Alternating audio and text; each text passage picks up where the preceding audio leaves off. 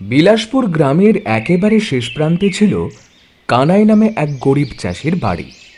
অন্যের জমিতে চাষ করে তার কোনো মতে সংসার চলত। গিন্নি গিন্নি এবার মনে হয় তেমন কোনো লাভ পাবো না, সেই নিয়ে বড় চিন্তা হচ্ছে। চিন্তা করো না, এখনো তো ফসল উঠতে দেরি আছে।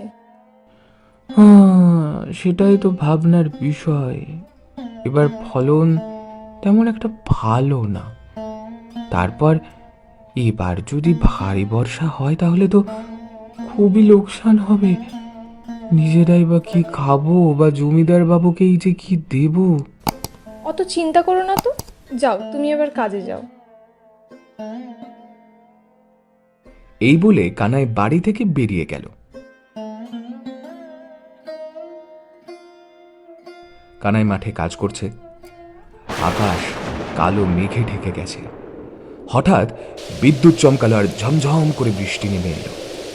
কানাই পাশের একটা গাছের নিচে গিয়ে আশ্রয় দিল।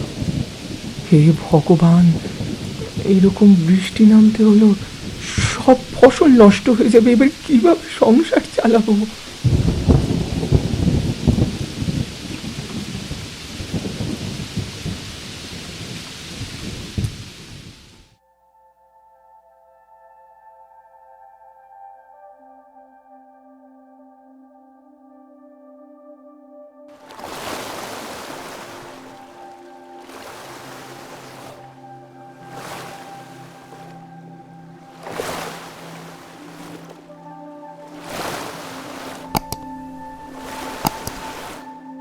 হ্যাঁ গো, ফসল তো সব জলের তলায় চলে গেল তাহলে।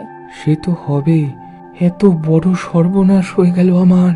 আজকে তাও বৃষ্টিটা একটু কমেছে, যত তাড়াতাড়ি কমে যায় ততই ভালো। তাড়াতাড়ি কমলেই বা কি, যা নষ্ট হওয়ার হয়ে গেছে, আর কিছু করার নেই। জমিদার বাবু, আপনি আসুন, আসুন, ভেতরে আসুন। আমি বসতে আসিনি, আমার পাওনা গন্ডা বুঝে নিতে এসেছি। আর তোর সেই ধারের কথা তো ভুলেই গেছিস। সুদে আসলে কত হয়েছে সে খেয়াল আছে?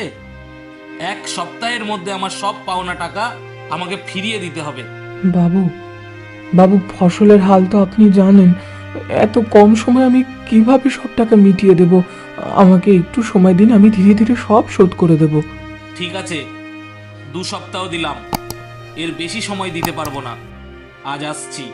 এই বলে জমিদার মশাই সেখান থেকে চলে যায়। গিন্নি, এবার আমি কি করব, আমার তো কিছুই মাথায় আসছে না। তুমি চিন্তা করো না, একটা না একটা উপায় ঠিকই বেরোবে, দেখো।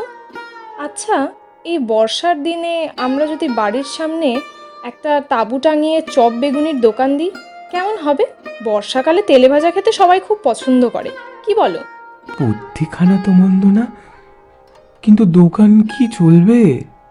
আহা, করেই দেখো না একবার।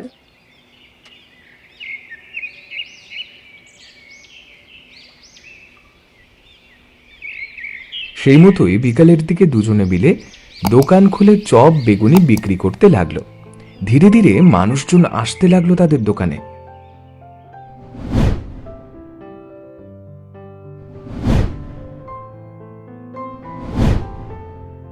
প্রথম প্রথম কম লোকজন আসলেও ধীরে ধীরে সংখ্যাটা বাড়তে লাগলো। ভালোই কেনা বেচা হতে লাগলো।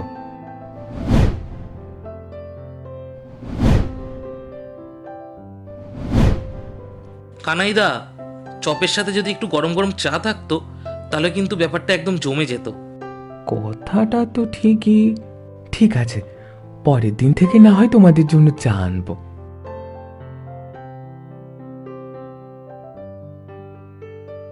চপের সাথে চা, তা বিক্রি করায় দোকানের বেচাকেনা আরো বেড়ে গেল।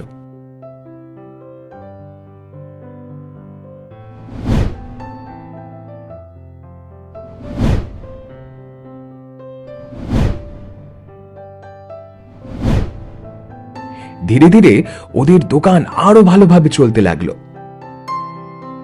জমিদারের সব ধারও শোধ করে দিল কানাই।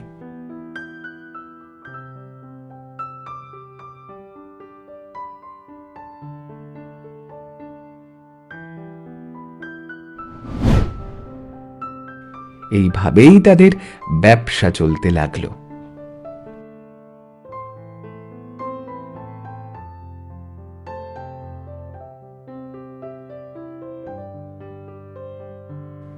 গিন্নি, তোমার বুদ্ধিতেই আজ এত কিছু সম্ভব হলো। শুধু কি আমার বুদ্ধিতে? আমাদের পরিশ্রমের ফলেই সব সম্ভব হয়েছে। রনা রনা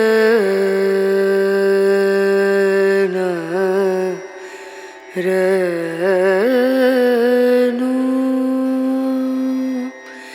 রে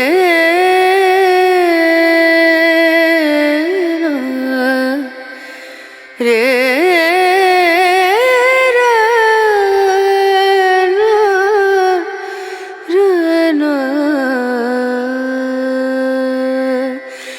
नजरिया